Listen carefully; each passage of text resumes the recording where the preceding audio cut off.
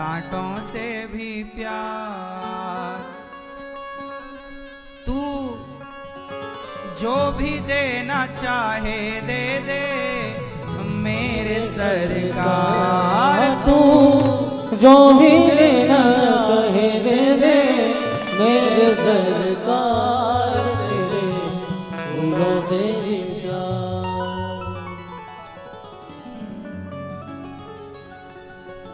जिंदगी की डोर किसे सौंपे? जिंदगी की डोर सौंप हाथ दीनानाथ के। हम सबके भगवान, हम अपने जीवन की डोर भगवान को सौंप दें। जो हम नहीं कर सकते वो भगवान करते हैं। आशा एक राम जी की, दूजी आशा छोड़ दे। ये दुनिया आपको दुखी जब देखती है ना, तब आपके दुख से बहुत लोगों के कलेजे में ठंडक पड़ती है। हाँ या ना? कुछ लोग तो माला ही जपते हैं कब आप पर दुख आए।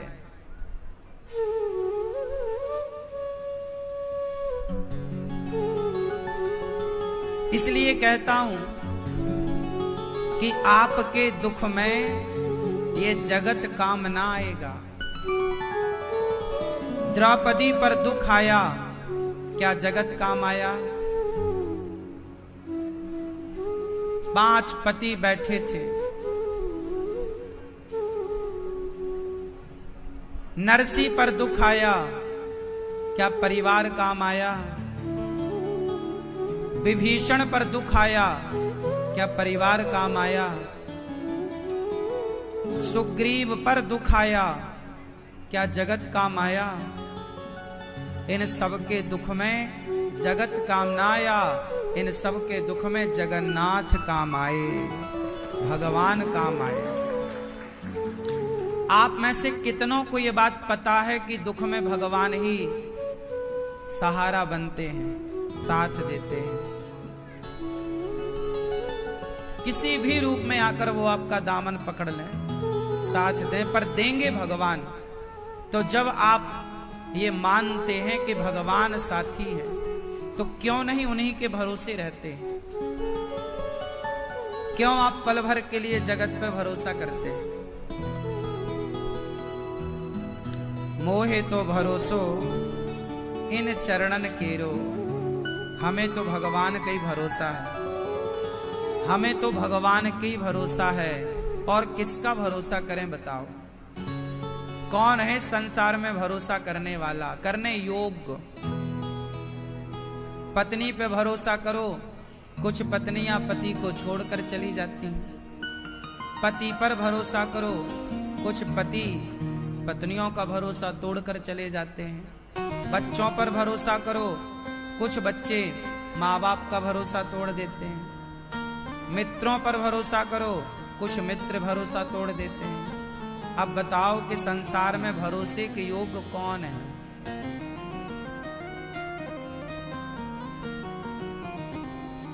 आप लोगों ने सब पर भरोसा करके देख तो लिया, कौन सा नहीं किया? अभी नहीं देखा हो तो देख लो और कर लो भरोसा संसार पर।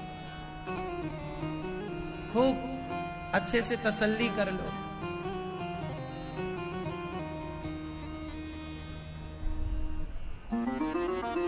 इस संसार में आप अकेले हैं। जो आप कहते हैं ना, ये परिवार मेरा, ये सब मेरे, कोई नहीं है आपका। आप अकेले हैं, अकेले आए थे, अकेले ही हैं, अकेले ही जाओगे। आप अकेले हैं। इस भरी दुनिया में कोई हमारा ना हुआ, है ना? ये दुनिया है, ऐसे ही है। ये संसार ऐसा ही था, ऐसा ही है, ऐसा ही रहेगा।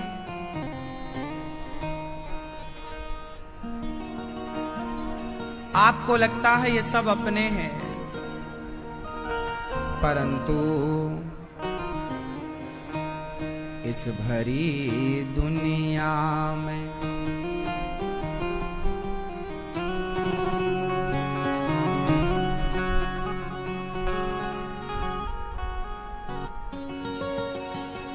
इस भरी दुनिया में कोई भी हमारा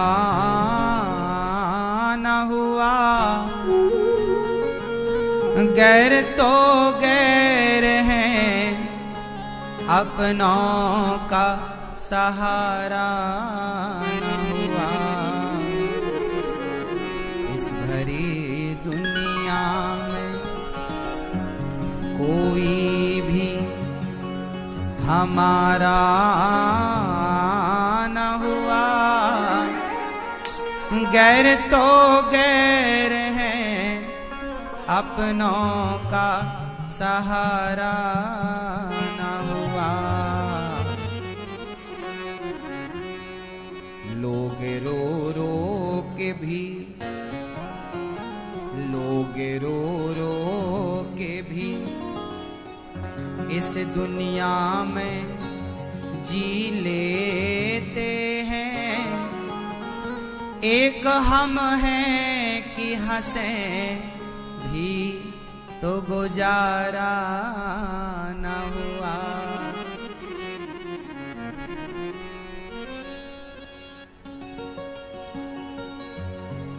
एक हम हैं कि हंसें भी तो गुजारा न हुआ।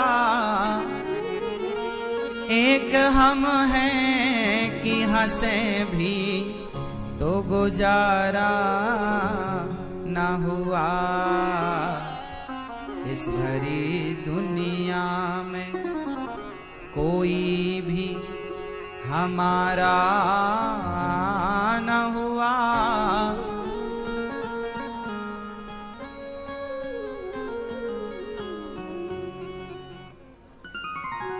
संसार में आपको ऐसा लगता है कि हम बहुत भीड़ में रहते हैं,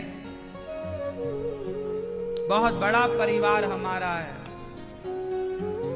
मत रहो इस घमंड में, मत रहो इस भूल में कि आपके साथ बहुत लोग हैं। ना तो आप कभी बहुत लोगों के बीच में थे, ना है, ना रहेंगे। आप सदा अकेले थे, अकेले हैं। तसल्ली करना है तो कर लीजिए, संसार की भीड़ को अपना मान लीजिए, क्या बुराई है?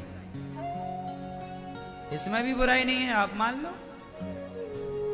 आप भीड़ को यदि अपना हिस्सा मानते हैं तो मान लो। जब द्रौपदी की साड़ी खिंच रही थी तो कोई जंगल में थोड़ी खिंच रही थी, भरी भीड़ में खिंच रही थी। बोलो हाँ। द्रौपदी की जहां साड़ी खिंच रही थी वो कोई जंगल नहीं था, वो एक सभा थी। उस सभा में बड़े बड़े लोग, बुद्धिमान लोग बैठे थे, बड़े बड़े राजा बैठे थे। अर्जुन, भीम, नकुल, सहदेव, युधिष्ठिर, गुरु द्रोणाचार्य, पितामह धृतराष्ट्र, कृपा, सब लोग बैठे थे। कर्ण जैसे योद्धा वहां बैठे थे, सब थे वहां, भीड़ लगी थी। लेकिन गैर तो गैर थे, अपनों का सहारा न हुआ। और तो ठीक है, गैर तो गैर थे, द्रौपदी को अपनों का। इस भरी दुनिया में कोई भी हमारा न हुआ। गैर तो गैर थे, अपनों का सहारा न हुआ। यही है जीवन का सत्य। खिंचती रही साड़ी, चिल्लाती रही, पुकारती रही, कोई ना आया। कौन आया? जिन्होंने द्रौपदी की लाज बचाए हैं, वो जो द्रौपदी के पुकारने पर जो आए हैं, वही हैं हम सबके रक्षक। जिन्होंने द्रौपदी की रक्षा करी, वही हम सबके रक्षक हैं। समय बर्बाद ही करना है तो द्रौपदी की तरह करिए बर्बाद, अर्जुन को, भीम को, नकुल को, संसार को बुला बुला करके। जगत को बुलाया तो था द्रौपदी ने। इसलिए भगवान, कल आप लोगों ने सुना कि भगवान राम 14 वर्ष के लिए वनवास की ओर चले। निषाद राज के यहां रात्रि विश्राम हुई, सुबह हुआ, स्नान ध्यान हुआ। अब राम जी जाने यतवाही, जीव जब जागा, जब सब विषय विलास विरागा, हुई विवेको मोह भ्रम भागा, तब रघुनाथ चरण अनुरागा। निषाद राज राम जी के चरणों में प्रेम से प्रणाम करते हैं। सेवित दधीचि हरिचंद नरेसा,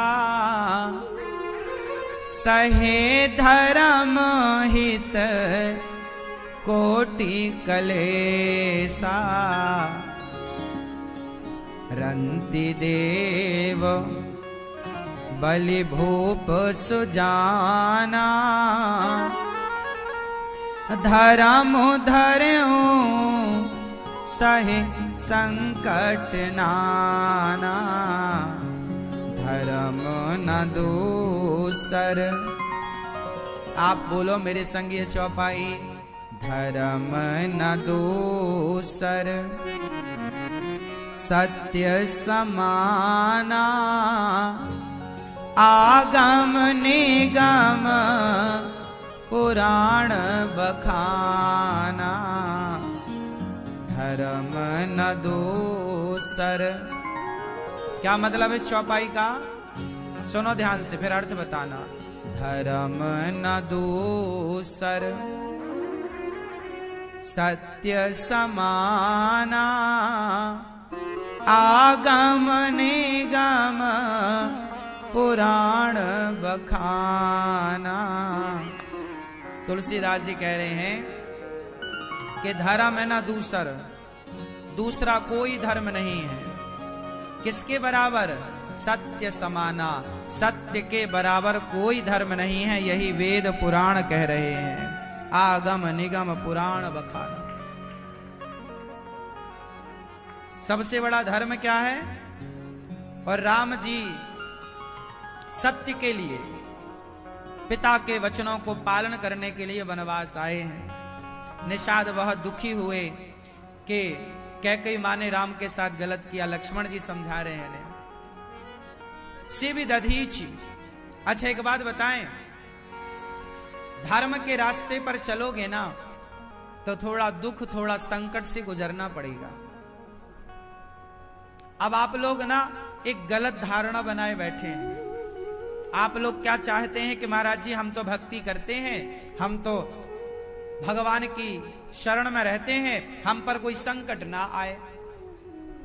संकट तो नहीं आएगा, लेकिन आपको परीक्षाएं देनी पड़ेगी। धर्म के राह पर चलने वाले को देखो, जिस माटी को घड़ा बनना हो उसे रौंदा जाएगा। जिस माटी का घड़ा बनाना हो उस माटी को रौंदा जाएगा, और जिस माटी का घड़ा नहीं बनाना उसे क्यों रौंदा जाएगा? रौंदना समझते हैं ना? कुम्हार माटी को रौंदता है, मीन्स उसे उस पे चढ़ करके खड़ा होके उस कुटाई करता है। जिस सोने के आभूषण बनाए जाएंगे उस सोने को आग में तपना पड़ेगा। अब सोना कहे कि मैं आभूषण बन जाऊं, बिहारी जी के गले में पहुंच जाऊं, लेकिन तपू ना, क्या संभव है? जिस सोने को आभूषण में परिवर्तित होना है उसे तपना पड़ेगा। यदि नहीं तपना तो आप सोना बने रहिए। सोने की बिस्किट आती है, आधा किलो की, 1 किलो की, 100 ग्राम की, 500 ग्राम की, जो भी। उस बिस्किट का क्या अर्थ है? यदि आभूषण चाहिए तो सोने की बिस्किट तो गले में लटका के ना घूमेंगे ना, उसे तपा करके सोना से सोने के आभूषण में परिवर्तित करना पड़ेगा। हाँ या ना? बस इसी प्रकार जब भगवान किसी को स्वीकार करते हैं तो उस भक्त को भी ईश्वर की उस भट्टी से गुजरना पड़ता है। ईश्वर अपने उस भट्टी में तपा कर देखते हैं कि मेरे भक्त कितना कच्चा है। दुखों की भट्टी, जब आपके जीवन में दुख आ जाए तो समझ लो कि ईश्वर आपको तपा कर अपने योग्य बना रहे हैं। ये दुख नहीं, ईश्वर की आग है जो आपके लिए है, उनके लिए दुख नहीं। आप कहते हैं महाराज जी हम भक्ति करते हैं, हम सही राह पर, हमारे ऊपर संकट ज्यादा आते हैं, वो पापी है, वो नालायक है, उस पर कोई संकट नहीं। हाँ, जो नालायक है, पापी है, दुष्ट है, उसके जीवन में दुख क्यों आएगा? उस पर दुख क्यों आएगा बताओ ना? वो तो सीधा अपने पाप कर रहा है, पाप का दंड भोगेगा। पर तुम सही राह पर हो ना, तुम सत्य पर चल रहे हो ना, तो परीक्षा तुम्हें ही तो देनी पड़ेगी। जो बच्चा 10वीं क्लास पढ़ता है और 11वीं में जाना चाहता है, उसी को तो एग्जाम देना पड़ेगा। जो 11वीं जाना ही नहीं चाहता, 12वीं पढ़ने के बाद वो कॉलेज जाना ही नहीं चाहता, तो वो एग्जाम क्यों देगा? एग्जाम तो वो देगा ना जो आगे की क्लास में जाना चाहता है। जिसे आगे जाना ही नहीं है वो क्यों एग्जाम देगा? वो तो घर में गिल्ली डंडा खेलेगा। जिसे एग्जाम देना है वो आगे जाएगा, नहीं देना तो नहीं जाओगे। उसी तरह ईश्वर के भट्टी में वो लोग तपते हैं जिसे ईश्वर आगे ले जाना चाहते हैं। इसलिए जीवन में दुख आए तो घबराना मत। बात समझ में आई? सुदामा वर्षों तक क्या किए? दुख की भट्टी में तपते रहे। हाँ या ना? खाने को रोटी नहीं थी सुदामा के यहां, सुदामा जी के यहां। रहने को घर नहीं, 4-4 दिन बच्चे भूखे। सोचो, जिस बाप के आगे उसके बच्चे भूखे सोते हों, जिस माँ के आगे उसके बच्चे भूखे सोते हों, उससे बड़ी पीड़ा क्या हो सकती है? छत नहीं है चलेगा, शरीर में भरपूर कपड़े नहीं है चलेगा, चलो हम भूखे हैं चलेगा, पर बच्चे भूखे हैं नहीं चलेगा। क्यों? सब चीज बर्दाश्त है, बच्चों की भूख बर्दाश्त नहीं है। मां भूखी है चल जाता है, बाप भूखा है चल जाता है, बच्चे भूखे हैं नहीं चलता। हाँ या ना? पर सुदामा की ये स्थिति थी कि सुदामा के बच्चे 4-4 दिन तक उन्हें खाने को अन्न का एक दाना नहीं मिलता था। ऐसी स्थिति में सुदामा ने सच्चाई नहीं छोड़ी, धर्म नहीं छोड़ा। ऐसी स्थिति में आदमी गलत कदम उठा लेता है। कुछ स्त्रियों पर संकट आता है ना, कुछ स्त्रियों पर संकट आता है। पति चला गया, माना कि एक उदाहरण दे रहा हूं, माना कि किसी स्त्री का पति चला गया भगवान के घर, पति कमाने वाला नहीं, बच्चे छोटे हैं, स्त्री करे तो करे क्या, काम नहीं मिल रहा है बाजार में, बच्चे भूख से तड़प रहे हैं।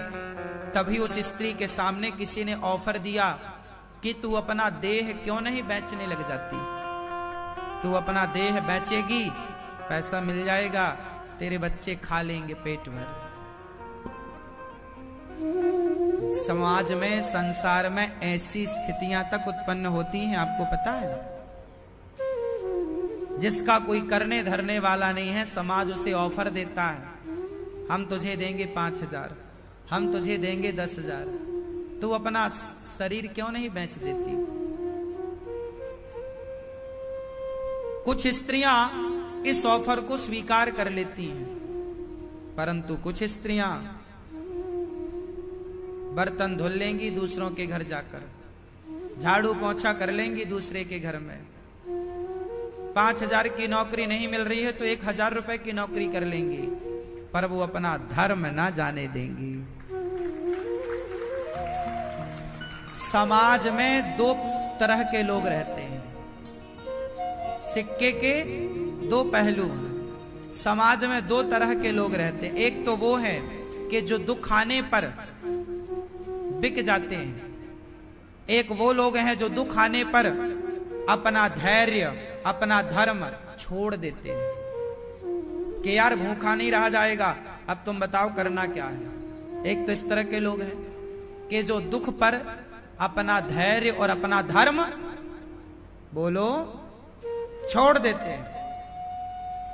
लेकिन एक वो लोग हैं जो उस दुख में भी अपना धैर्य और अपना धर्म नहीं छोड़ते। उनमें से एक राम है। राम राजा बनाने जा रहे थे पिताजी, राजा की जगह वनवास दे दिया। 14 साल कैसे नंगे पांव गुजरेंगे, क्या खाएंगे। लेकिन धन्य है राम के अंदर का धैर्य। देखिए, आपका बाप आपको घर से निकाल दे, 1 रुपया ना दे तो तुम बाप को लाख गालियां दोगे मन मन में कि नालायक कैसा बाप है, दुष्ट है, कितना घटिया किस्म का। तुम अपने बाप के प्रति क्या सोचोगे।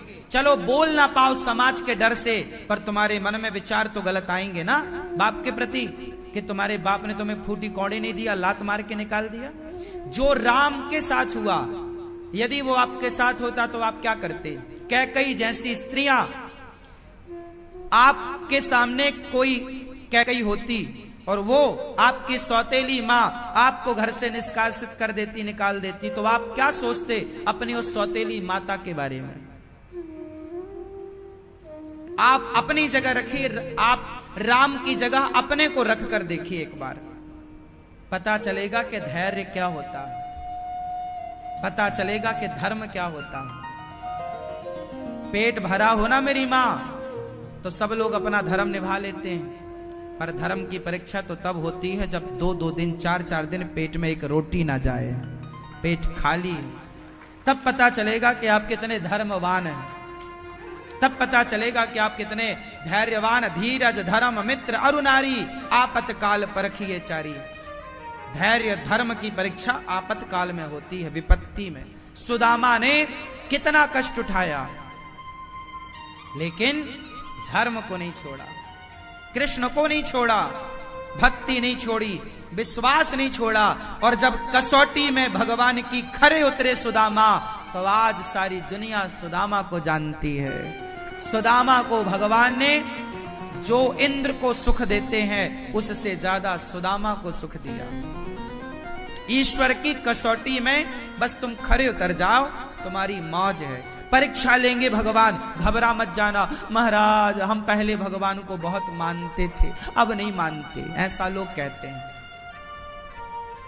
लोग कहते हैं कि हम भगवान को पहले बहुत मानते थे, अब नहीं मानते। क्यों? क्योंकि पहले हमारे मन मुताबिक भगवान कार्य कर देते थे, अब तो हम कहते हैं भगवान सुनते ही नहीं। इसका मतलब ये हुआ कि तुम भगवान की भक्ति अपना काम बनाने के लिए करती हो या करते हो, और भगवान तुम्हारे नौकर तो है नहीं। भगवान को नौकर ना बनाओ, भगवान को अपने हिसाब से ना चलाओ, भगवान के हिसाब से चलो। प्रभु जाहि विधि राखे राम। दुर्योधन और अर्जुन में अंतर केवल इतना है कि दुर्योधन श्री कृष्ण को अपने हिसाब से चलाना चाहता था और अर्जुन कृष्ण के हिसाब से चलना चाहते थे। बात समझ में आ रही है? भगवान को अपने हिसाब से चलाना और भगवान के हिसाब से चलना, बताओ कौन सा रास्ता सही है? भगवान को अपने हिसाब से चलाना या भगवान के हिसाब से चलना? बोलो। तो फिर आपके जीवन में दुख आए, संकट आए तो घबराते क्यों हो? चलो ना भगवान के हिसाब से। मान लो ना कि ईश्वर अपनी कसौटी में हमें खरा उतारना चाह रहे हैं, क्यों तुम विरोध करते हो? सुनो, सेना में बहुत लोग भर्ती होने जाते हैं। सेना, भारतीय सेना, मिलिट्री, फौज, चले तो जाते हैं, छाती अच्छी निकल आई, लंबाई बढ़िया, अंदर हो गए, मिलिट्री सेना में अंदर चले गए। अब क्या होता, जैसी वहां जाओगे तो वहां क्या होती है? ट्रेनिंग। 6-6 महीने की क्या होती है? जोर से। आपको पता है कुछ बच्चे उस ट्रेनिंग को छोड़कर भाग आते हैं। अंदर गए करे, नौकरी पक्की थी पर ट्रेनिंग नहीं निकाल पाए। ये बात सही है कि गलत है? कुछ बच्चे, वो हार्ड ट्रेनिंग होती है, इतना बड़ा वो पीछे पीठ में बंदूक उनकी जो भी होती है, राइफल इत्यादि बड़ी वजनदार होती है, उसे टांग कर और भी वजन पीठ में लाद कर दौड़ाते हैं। दिन भर दौड़ो, दिन भर दौड़ो, दिन भर दौड़ो। और सूखी रोटी और आलू का झोल मिलेगा खाने को, खाओ, दौड़ो। कई बच्चे भाग आते हैं, उन्हें तो रबड़ी रसमलाई खाने की आदत हो गई है। हाँ या ना? अब वहां थोड़ी रसमलाई मिलेगी भाई, सेना है सेना, वहां तो सेना तपाती है। 100-200 थप्पड़ तो तुम्हारे गाल में बज जाते हैं। तुम्हारे बाप ने एक थप्पड़ नहीं मारा और सेना में भर्ती होने जाओगे 50 थप्पड़ पड़ेंगे। वहां ट्रेनिंग का हिस्सा होता है ये सब। तुम लेटे रहोगे, तुम्हारे ऊपर से सेना को दौड़ाया जाएगा। जब तुम्हें लेटा के जमीन पे, ऊपर से सेना दौड़ेगी तुम्हारे। इतनी कठिन, पानी में डुबाया जाएगा तुम्हें। कितनी देर तक तुम सांस रोक सकते हो? श्वासों की क्षमता बढ़ाई जाएगी। अंगारों पर भी चलाया जाता है, कितना तुम बर्दाश्त कर सकते हो? हाँ या ना? कितना भूखा रह सकते हो, कितना पानी में रह सकते हो, कितनी गर्मी में रह सकते हो, कितनी ठंडी में रह सकते हो? हाँ या ना? अब सोचो कि बिना तपे तुम्हें सेना की नौकरी नहीं मिलती, तो बिना तपे तुम्हें भगवान मिल जाएंगे मेरी मां। ये जो जीवन में दुख आता है, ये ईश्वर की ट्रेनिंग है। इस ट्रेनिंग को पास करना है, घबराना नहीं। ये जो आने वाला संकट है, ये जो दुख है, इस दुख में भी भगवान के आश्रित रहो। कुछ लोग क्या करते हैं? आत्महत्या कर लेते हैं। अब नहीं सहा जाएगा महाराज, अब हम मर जाएंगे, मर के टाइम।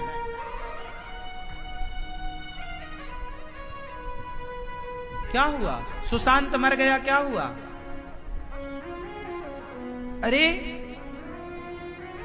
दुख आएगा तो तुम आत्महत्या कर लोगे, ये बड़ी बात नहीं है। उस दुख से लड़ो। संघर्ष ही नाम है जीवन का।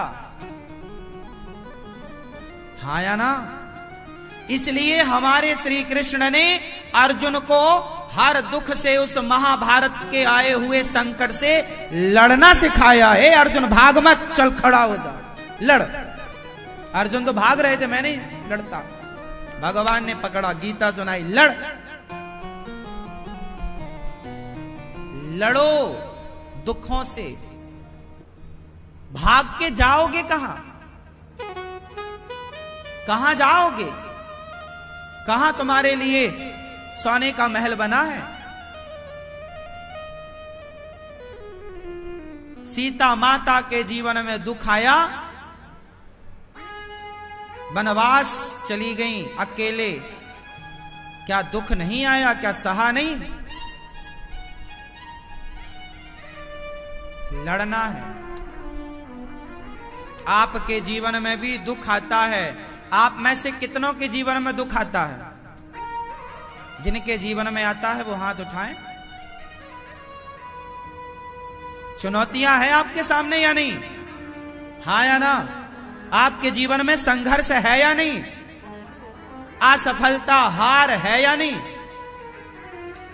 1000 बार हार जाने पर भी हिम्मत ना खोइए, 1000 बार असफल होने पर भी हिम्मत ना खोइए, करते रहिए प्रयास।